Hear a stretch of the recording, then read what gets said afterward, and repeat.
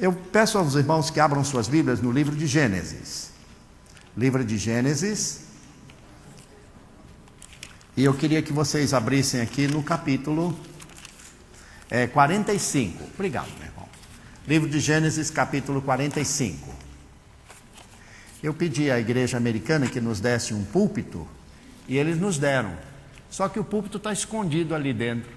Mas domingo que vem nós vamos colocar o púlpito. Eu achei ele um pouco alto, bem aqui assim, mas vou ter que crescer um pouquinho. Gênesis no capítulo 45. Nós interrompemos um pouquinho para falando sobre a vida de José, vocês se lembram?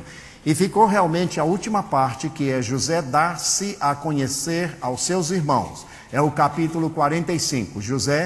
Vamos ler o que diz aí. Então José não se podia conter diante de todos os que estavam com ele, e clamou: fazei a todos sair da minha presença. E ninguém ficou com ele quando se deu a conhecer aos seus irmãos. E levantou a voz em choro, de maneira que os egípcios ouviram bem, como a casa de Faraó. Disse então José aos seus irmãos: eu sou José, vive ainda meu pai? E meus irmãos e seus irmãos não lhe puderam responder, pois estavam pasmados diante dele. Disse José: chegai-vos a mim, peço-vos. E eles se chegaram. Então ele prosseguiu: eu sou José, vosso irmão, a quem vendeste para o Egito. Agora, pois, não vos entristeçais, nem vos aborreçais, por me haverdes vendido para cá, porque para preservar a vida é que Deus me enviou adiante de vós. Porque já houve 2 anos de fome na terra, e ainda restam 5 anos, e ainda haverá de fome. Deus enviou-me adiante de vós, para conservar-vos descendência na terra, e para guardar-vos em vida por um grande livramento. Versículo 15. E José beijou todos os seus irmãos, chorando sobre eles. Depois seus irmãos falaram com José. Os irmãos se lembram muito bem dessa história. Várias pessoas têm lido essa história, e se você não leu, eu gostaria de encorajá-lo a que você leia a história de José registrada no livro de Gênesis. Que história maravilhosa! Tem aspectos da vida cristã e do dia a dia, e coisas que eu e você fazemos e pensamos, tudo está ali.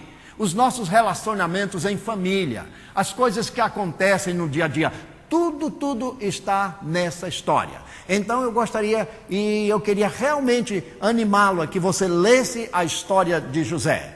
A Bíblia diz, vocês se recordam, que os irmãos de José foram ao Egito buscar mantimento. A primeira vez José os reconheceu, José já era o primeiro ministro do Egito, ele estava responsável pela alimentação e recolhendo tudo por causa da grande fome. Ele reconheceu os seus irmãos, mas diz a Bíblia, os irmãos de José não o reconheceram. Depois de tantos anos, talvez por causa daquela vestimenta dele, José estava falando em egípcio, ele não estava falando em hebraico, ele não estava vestido como o pessoal lá de Canaã, completamente diferente. Então eles não reconheceram a José. E então os irmãos se lembram que quando eles voltaram, eles acharam o dinheiro nas bolsas. Quando eles abriram em casa, ali o mantimento, estava o dinheiro. Eles pensavam: mas o que aconteceu? O que foi que Deus fez conosco? Quando eles voltaram, aí o Jacó disse: olha, leva o dinheiro de volta, levem mais um pouco, porque vão acusar vocês, ou se alguém perguntar o que aconteceu, o dinheiro vai estar ali. E eles voltaram ao Egito e trouxeram o dinheiro. Mas naquele vai e vem, o que aconteceu é que José então começa a falar com eles, a fazer perguntas. Só vocês têm um outro irmão? Tenho. Quem é o irmão? Benjamim. Era o irmão de José. José e Benjamim eram os filhos de Raquel, da esposa de Jacó, a esposa que tanto ele amava, que havia falecido. E agora, veja bem, ele: olha, então vocês vão fazer o seguinte, vocês vão trazer esse irmão mais novo. Pronto. Eles ficaram em pânico. E agora, o que vamos fazer? Papai disse que de maneira nenhuma esse menino pode sair de casa. E eles disseram a José: não podemos, nosso pai é velho e não tem condição. Olha, se o menino não vier, bye bye comida, não tem mais comida. E agora? Aí voltaram lá, contaram tudo ao pai. E o pai, mas por que vocês foram falar que tinha mais um menino? Mas como é que nós íamos saber que aquele homem ia pedir para a gente trazer o mais novo, a Benjamim? A gente não podia imaginar. Ah, irmãos, quando Deus está controlando as nossas vidas, quando Deus está acompanhando, quando Deus quer nos ensinar, quando Deus quer nos repreender, quando Deus quer mostrar que o que fizemos não é certo, não foi certo, mas que nós podemos nos arrepender, podemos mudar, podemos assumir uma nova estratégia, Deus vai propiciar, Deus vai fazer com que situações aconteçam e nós vamos aprender a lição, como os irmãos de José aprenderam. Mas eles precisavam aprender uma lição assim, passo a passo. Não, Deus nunca nos dá uma lição assim, você me paga, e então Deus chega e pisa em cima de você, e lhe dá um pescoção, e põe você lá de castigo. Não, Deus não faz nada disso. Deus vai lhe ensinando passo a passo, para que você saiba que Ele realmente quer que você mude, transforme, tome uma decisão diferente. Deus não faz isto apenas para lhe castigar. Não foi o que o texto diz, que Ele não tem prazer na sua tristeza? Que Deus não tem alegria quando Ele entristece alguém? Mesmo castigando você, o que diz a Bíblia? Deus não tem alegria em fazê-lo. Ele vai fazer isto para em seguida demonstrar a sua compaixão e a sua misericórdia. E então quando eles trouxeram o menino, José viu aquele menino, percebeu que era o irmão dele, claro. E ele olhou para Benjamim, filho da sua mãe. E ele abraçou a Benjamim. Ele disse, vocês vão jantar comigo. E os irmãos pensaram, mas como é que esse homem granfino assim, está nos chamando para jantar na casa dele? Já pensou você receber um convite para ir jantar lá na Casa Branca? Para ir jantar não sei aonde? Como que você se sentiria? Mas, puxa vida, que você falaria aos seus amigos, todo mundo ficaria sabendo, talvez até o jornal da cidade publicaria que você foi convidado e tal. Eles imaginaram, por que esse camarada está nos convidando? Não tinham a menor ideia. Às vezes Deus nos surpreende com o que Ele faz. Deus vai trabalhando em nossa vida e Ele tem certas surpresas. Você não entende por quê, você não sabe por quê, você não pode acompanhar com clareza, mas Deus vai lhe revelar por que Ele está fazendo aquilo. Qual a razão disso está acontecendo na sua vida? Nada acontece conosco sem razão, sem um motivo, sem um propósito. Deus não age aleatoriamente. Deus não vai fazendo assim, ali, acolá. Não é assim. Tudo com Deus, a Bíblia diz, Ele é um Deus de ordem, não é de confusão. Então, Deus foi trabalhando na vida dos irmãos de José, foi trabalhando também através de José. Ele queria que os irmãos de José, que haviam traído a José, que haviam vendido a José, que haviam mentido a respeito deles quando voltaram em casa e disseram, papai, aqui achamos essa roupa aqui molhada de sangue, não é do teu filho José? Eu acho que um bicho comeu ele por aí. Deus precisava trabalhar na vida daqueles moços, porque até então eles só tinham mentido, eles estavam enrolando, eles estavam com uma vida completamente atrapalhada. E Deus queria trabalhar, Deus queria mudar, Deus queria que eles experimentassem uma situação diferente. E então agora na casa de José, eles entram ali para jantar. E José então sabia exatamente como acontecia na sua casa. E ele mandou que colocasse os pratos de acordo com a idade.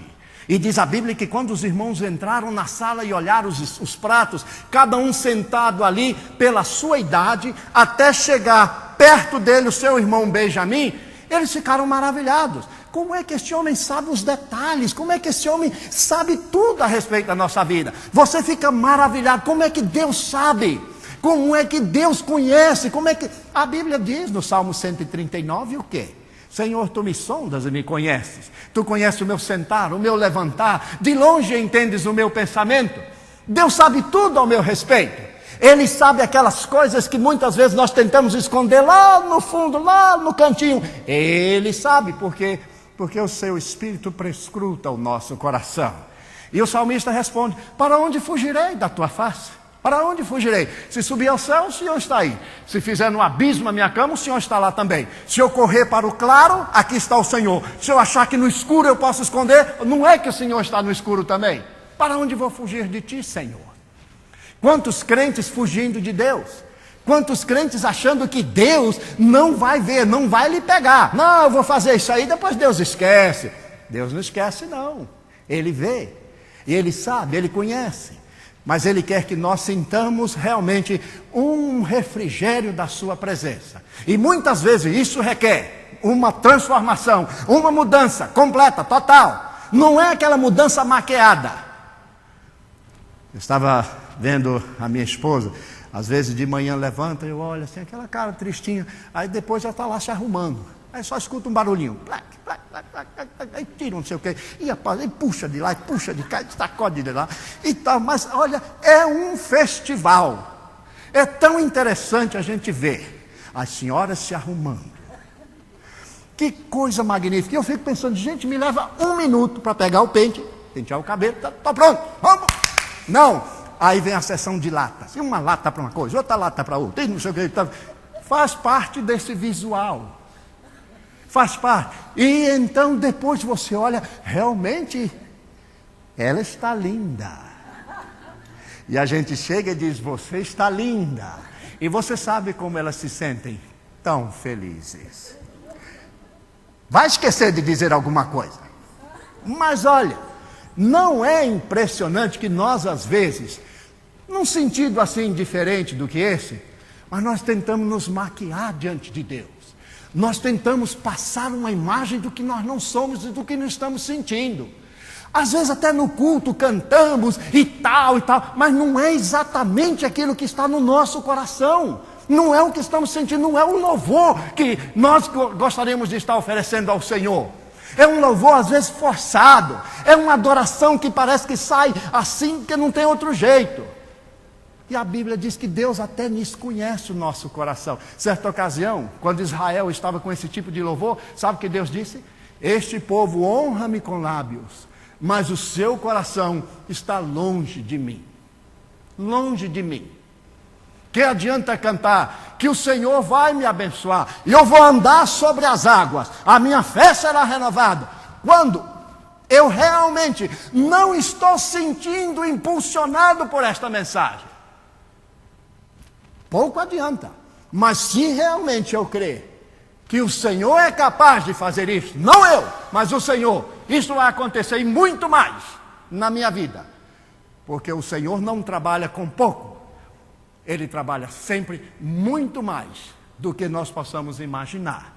E então José ali, diante dos seus irmãos, diz a Bíblia que ele não aguentou. Ele não aguentou. E ele saiu para um cantinho para chorar. Gente, aquele homem tinha sido escorraçado, vendido, tratado mal. Olha o que fizeram com ele. E agora ele ali chorando, sentindo no seu coração a presença dos seus irmãos, como se que, Senhor, deixa eu falar com eles quem eu sou. E Deus espera, aí José, não chegou a hora ainda.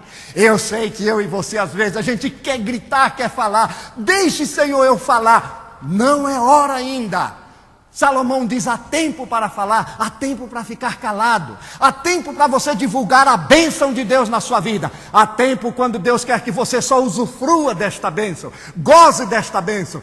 Espere um pouquinho. Não, José, agora não. Mas, Senhor, não aguento mais. Espere um pouquinho.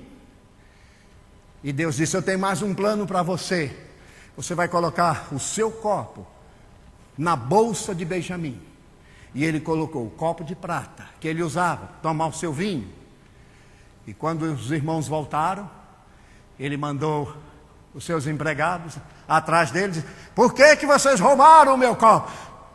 Imagine nós, depois de uma janta daquela. Bem, mas é possível que a janta estava gostosa e alguém aqui aproveitou para levar o copo. Uma vez eu estava ouvindo um sermão de um pastor. Irmãos, eu fiquei pensando numa coisa tão interessante que ele disse. Ele disse, sabe, quando você vai no hotel, pega um motel ou no hotel quando você está de viagem, e aí você vai ali e você vê ali em cima do banheiro, tem aquele sabonetezinho, e isso, e shampoo, tem aquelas coisas todas que eles colocam lá. E às vezes a gente não usa, a gente pensa assim, já paguei o quarto, põe na bolsa e leva. Você sabia que aquele shampoo, aquele sabãozinho não é para você levar, é para você usar. Se não usou, deixa. Não é seu. E eu fiquei pensando, mas não é verdade? Uma coisinha pequena. Ah, Senhor, foi só um copo tão pequenininho. O cálice da ceia, Senhor, de plástico. Eu achei tão bonitinho, botei no bolso. Não importa o que seja, não é meu. Eu não tenho que colocar na minha bolsa. Não tenho que sair com aquilo. Não era de Benjamim, não era de ninguém. Era de José. Estava ali por um estratagema. Não porque alguém tivesse levado. Nós sabemos disso. Mas para aprender a lição, nunca carregue na sua boca o copo de outra pessoa. Não há necessidade para isso, né? Então, ei turma, vamos abrir aí as bolsas? Aí começou pelo mais velho. E o outro. E o outro. Ai, que alívio cada um. Ainda bem que não está na minha bolsa. Ah, também na minha não. Eu olhava para o outro, deve ser você. Não, eu também não. Então é o outro. Não, eu também não. Até que chegou por último Benjamim, o irmão querido de José. Quando ele abriu, estava ali o copo. E Benjamim nem sabia. Eu não posso imaginar como esse copo veio parar aqui. Sabe, irmãos, essa é a mesma coisa que tem acontecido ao longo da minha vida, no meu ministério e talvez na sua vida. Eu não sei como este copo veio parar aqui. Não sei como esse problema veio até a minha casa. Não sei como essa situação pegou meu filho. Não sei como essa circunstância agarrou minha filha. Não sei como isso pegou a minha sogra. Não sei como isso nós ficamos. Não sei, Senhor. Não sei, Senhor. Pare de dizer a Deus não sei. E você não sabe. Pergunte a Deus, Senhor, o que o Senhor está querendo me ensinar? O que o Senhor está querendo fazer? Abra os meus olhos, Senhor, para que eu possa ver o que o Senhor está querendo me ensinar com isso. O Senhor sabe que não há culpa, não há dolo, não há tristeza. Ninguém fez nada errado, Senhor, mas por que, Senhor? Nós estamos metidos nisso. Mostra-me, Senhor, o que o Senhor quer. Diante de toda essa circunstância, é só pedir a Deus, porque só Ele pode revelar. Eu fico maravilhado quando leio aquele texto, quando o exército assírio havia cercado a cidade de Samaria. Aí levanta Geazi e vai falar com o profeta Eliseu. Ai, Senhor profeta, nós estamos perdidos. Estamos perdidos. Que foi, meu filho? A cidade toda está cercada. Ele havia se levantado de manhã cedo, abriu a porta, olhou o exército todo cercando a cidade de Samaria. E o profeta tranquilo ali na sua cadeirinha de balança. Mas o senhor não entendeu o que eu disse. Nós estamos perdidos. Mas o que? Perdido por quê, meu filho? Porque a cidade está cercada. Vem aqui, Geazi, fica aqui perto de mim. Senhor, abra os olhos de Geazi, para que ele possa ver que os que estão conosco são muito mais do que os que estão cercando a cidade. E Deus então abriu os olhos de Geazi. E quando diz a Bíblia, ele olhou e ele viu os carros de Deus, o exército de Deus, e estava todo ele por detrás. Nós não podemos ver o exército de Deus muitas vezes, sabe por quê? Porque os nossos olhos estão no exército assírio. Nossos olhos eles estão cercando. Nós estamos perdidos, não vamos conseguir, é difícil. Como vamos sair dessa, Senhor? Senhor, abra os meus olhos para que eu possa ver a tua salvação, para que eu possa ver a libertação, para que eu possa ver, Senhor, os teus anjos ao redor de mim, para que eu possa ver a tua glória, Senhor. Não ponha os seus olhos no exército dos assírios, ponha os seus olhos no exército de Jeová, do Senhor nosso Deus, que nos livra, que nos abençoa, que derruba qualquer inimigo que seja. Graças a Deus por essa vitória. E então, agora eles voltam, todo mundo volta. E José disse: levem lá para minha casa outra vez. E eles pensaram, pronto, agora nós vamos ser escravizados, vamos ficar aqui. E aí o mais velho, Simeão, começa: ah, Senhor, nós somos filhos, tá? Aquela ladainha toda, contando: ah, o que será de nós? Vamos voltar para casa sem levar o menino, nosso pai vai morrer. E cada palavra ia cortando o coração de José, até que ele não aguentou, e ele olhou para os egípcios, e ele disse: saiam todos aqui. E os irmãos ficaram assim: Saiam todos, vocês egípcios, saiam todos, não quero ninguém aqui. Deixem só eles comigo. Eu imagino aquele pessoal saindo. Mas por que ele está dizendo isso? José olha para os seus irmãos. Cheguem a mim. Veja a diferença. Antes foram eles que disseram: você saia de perto de nós. Não queremos ver você. Agora, José, cheguem para perto de mim. Mais perto. E eles se achegam para perto de José. E José então diz: olhem para mim. E ele tira ali o seu chapéu egípcio.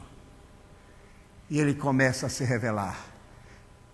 E ele fala em hebraico: eu sou José, o vosso irmão.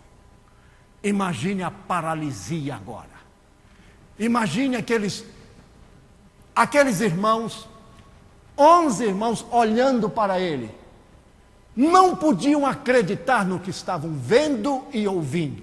Eu sou José, o vosso irmão que vós vendestes para o Egito. Agora vem a lição.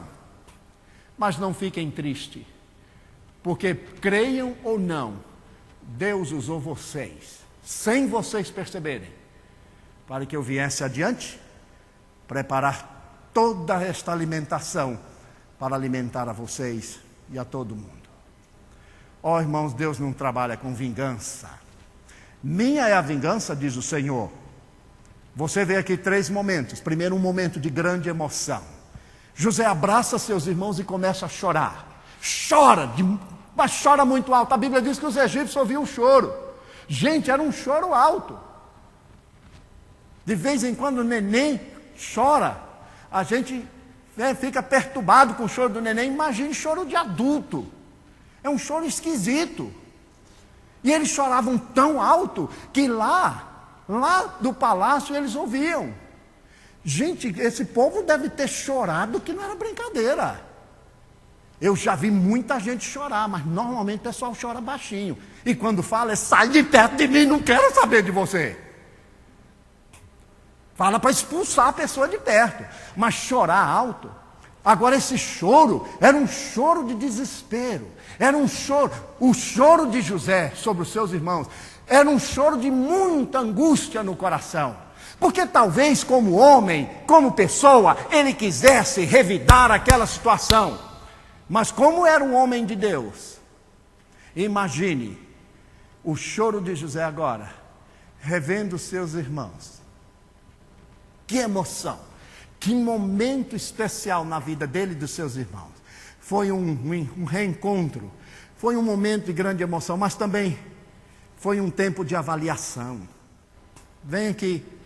Deus me mandou adiante de vocês. Gente, não fique triste quando alguém na sua família fizer alguma coisa. Quando alguma coisa acontecer, Deus pode estar trabalhando. É o que Jesus disse: o que eu faço agora você não vê e não sabe, saberá mais tarde. Às vezes a gente não entende, escurraça aquela pessoa e fica nervoso, e trata mal, e imagina 1001 coisas. Ah, você não presta mesmo. Eu já sabia que você não presta. Quem sabe que Deus está trabalhando naquele imprestável, que Deus está usando aquela situação. Não fique chamando ninguém de emprestável, porque você nunca sabe o que Deus é capaz de fazer. Irmãos, o meu cunhado, por mais de 40 anos, fora da igreja, e a gente orando por ele. E ele não queria saber dele, nasceu em igreja. Depois que cresceu, ficou adolescente, sumiu do mapa. Imagine vocês. Não queria saber. A gente nem telefonava para ele. Porque a conversa do telefone é daquele tipo de conversa que você ouve 2 minutos, você já quer desligar. Mas houve um encontro de casal. Margarete foi ao Brasil. E Margarete disse: olha, eu queria que você me levasse a Campinas para rever uns amigos nossos no tempo de igreja, da Igreja Batista Central de Campinas. E eles foram na casa daquela família. Sabe quem era aquela família? O homem chamava o senhor Demétrios. amigo do pai da Margarete. Jogavam xadrez juntos. Ele russo, ele também, os dois falavam russo, mas não queria saber nada do Evangelho. E o senhor Alexandre falando do Evangelho, jogando xadrez e falando, e ele rindo e tal. Os filhos fora da igreja queriam saber do Evangelho. Irmãos, ao longo desses 40 anos, Deus trabalhou na vida daquela família. Hoje o senhor Demétrio é um servo de Deus. Está firme no Evangelho. E os seus filhos todos voltaram para a igreja. E um deles casou-se com a filha do pastor da igreja. E na verdade ele foi para a igreja porque achou a moça muito bonitinha, se interessou e começou a assistir o culto, mas por causa da moça. Mas Deus disse, vou te dar a moça e mais alguma coisa. E essa família toda se converteu e hoje ele é o pastor da igreja. Mas olha, depois de tanta bênção, ele acabou de perder um filho não faz muito tempo, pastor da igreja. Aí você diz, mas por que essas coisas acontecem? Eu não sei. Eu não tenho explicação para tudo. Não posso lhe dizer. Não posso lhe dizer. Mas veja como Deus faz. Este meu cunhado foi assistir aquele encontro de casal. E ali Deus começou a falar o coração dele. Dizendo, você é a ovelha que eu estou atrás de você há tanto tempo. E você correndo de um lado para o outro. E ele voltou para o Senhor. Mora em São Paulo. Todo domingo vai para Campinas. Viaja, ele e a esposa. Para assistir o culto na Igreja Batista lá. Veja. Às vezes a gente fica pensando, e eu pensei muitas vezes, eu falava para a Margarete, nossa, aquele ali, eu tenho que orar pedindo a Deus misericórdia, porque eu não tinha a menor esperança. E que vergonha eu sinto agora no meu coração, de não ter confiado no Senhor. Não ter confiado no Senhor. Deus não nos deixa sem ver a sua promessa cumprida em nossas vidas. Cedo ou mais tarde você vai ver o seu esposo, a sua esposa, o seu filho convertido aos pés de Cristo. E quem converte não sou eu, não é a minha palavra, é o Espírito do Senhor. É Deus quem converte, não sou eu, gente. É Deus quem converte. Mas nós precisamos crer. Foi um momento de avaliação ali. Eles precisavam saber quem era José. E ver tudo aquilo que havia acontecido. Os irmãos ficaram sem poder falar. E José disse, cheguem para perto de mim. Finalmente, irmãos, foi um momento quando a graça e o perdão encontrou-se com o erro e a inveja. Eu vou lhe dizer, se há alguma coisa no seu coração, na sua vida, que você ainda não perdoou alguém, eu vou lhe dizer, meu irmão, com toda sinceridade, Deus não vai escutar as suas orações até que você perdoe o seu irmão, a sua irmã, por aquilo que ele fez com você. Não há erro tão grande que a graça de Deus não possa perdoar alguém. Eu tenho certeza que você, como eu, já sofreu injustiça. Que alguém já pegou no seu pé, já magoou o seu coração. E você tem e teria toda a razão de guardar essa mágoa. Mas não é assim que Deus trabalha. Deus quer que você perdoe. A Bíblia diz, quando nós perdoamos, deixamos de ser prisioneiros. Quando você não perdoa, você é o prisioneiro, não aquela pessoa. Você vai comer, senta aqui, olha a pessoa ali na tua frente. Você entra no carro, olha do lado, olha a pessoa aqui. Você sai de férias, olha a pessoa indo de férias com você. Por quê? Porque ela fica aqui na mente. Onde você vai, aquela pessoa está seguindo você. Mas quando você perdoa, só uma pessoa vai com você, o Senhor Jesus. Só o Senhor Jesus. Então, meu irmão, pelo amor de Deus, não guarde rancor, mágoa de ninguém no seu coração. Porque a Bíblia diz que uma mágoa, um rancor e uma falta de perdão é uma raiz que vai penetrando na sua alma. E ela vai percorrendo todos os espaços do seu coração. E quando você vê, o seu coração está completamente tomado por aquelas raízes da raiva. Você olha aquela pessoa, por isso que Jesus diz que aquele que mata, Jesus diz, olha, eu porém vos digo que aquele que olhar para o seu irmão com desejo de matá-lo, já matou. E por isso que Jesus disse isso. Por quê? Porque a raiva que você tem é que aquela pessoa desapareça. Se você tivesse aquele poder de suma da minha frente, e ele sumiria?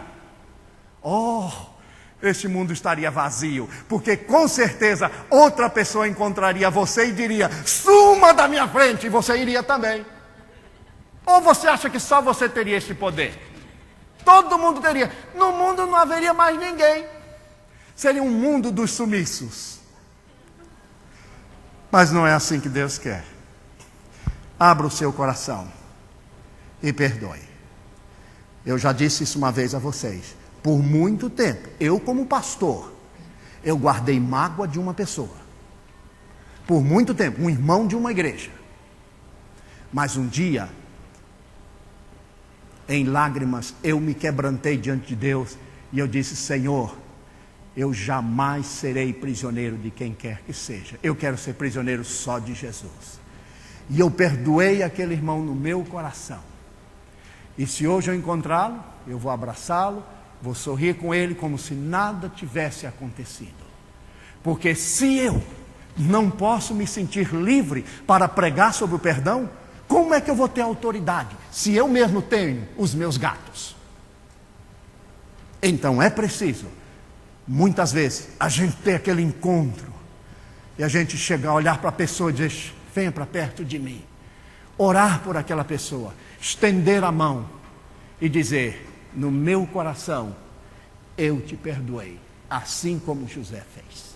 Que Deus nos abençoe e que nos ajude, irmãos, porque a vida nossa de cada dia não é fácil, é um desafio, mas quando você busca a graça e a misericórdia do Senhor, ela se torna mais leve, não mais fácil, mais leve, e que assim Deus faça a cada um de nós. Feche os seus olhos. Senhor, eu suplico sobre os teus servos a tua graça, a tua misericórdia e o teu perdão. Ó Senhor, quantas vezes todos nós temos guardado coisinhas nas nossas vidas que impedem, Senhor, a nossa comunhão contigo, a nossa oração, de sermos abençoados. Senhor, dar-nos uma vida limpa, um coração leve, Senhor. Dá-nos, Senhor, a alegria de poder cantar com gozo, com alma, sem nada, Senhor, segurar o nosso coração. Arranque essas raízes, Senhor, da nossa vida e nos dê, Senhor, um coração leve diante de Ti, abençoado e feliz. Que mesmo sofrendo, Senhor, as injustiças, mesmo, Senhor, sendo alvo, muitas vezes, de dano provocado por outras pessoas, que saibamos perdoar, assim como o Senhor tem nos perdoado. Em nome de Jesus. Amém. Amém. E eu quero que você continue com os olhos fechados. Eu quero perguntar, mas ninguém, por favor, abra os seus olhos agora. Não abra os seus olhos. Não estou dizendo que você vai ficar cego se abrir o olho. Mas não abra os seus olhos. Eu vou perguntar sem ninguém estar vendo.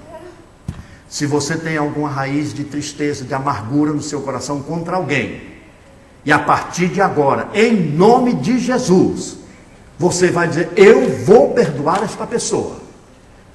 Não quero ser prisioneiro mais dessa pessoa. Levante a sua mão, só eu vou ver. Amém. Deus abençoe. Pode abaixar a mão. Amém. Eu vou perdoar. Não quero ser mais prisioneiro ou prisioneiro de alguém. Eu quero estar com o meu coração livre e leve para adorar o Senhor. Alguém mais? Levante sua mão. Amém. Graças a Deus. Amém. Amém. Graças a Deus. Eu vou perdoar. Eu sei que não é fácil. Eu sei que dói. E se você lembrar da ferida, você vai ver que dói. Mas não põe os seus olhos nessa ferida. Põe os seus olhos em quem pode colocar unguento na sua ferida. Põe os seus olhos em quem pode arrancar essas raízes. Alguém mais? Levante a mão. Ó Senhor, que a tua graça seja derramada sobre o teu povo nesta hora. Neste momento de refrigério, neste momento de confissão, eu te louvo, Senhor, que cada pessoa que levantou a sua mão experimente a graça de ser, neste momento, considerar-se, neste momento, livre e não prisioneiro. Livre no Senhor Jesus. Em nome dele eu oro. Amém e amém. Que Deus abençoe a todos os irmãos.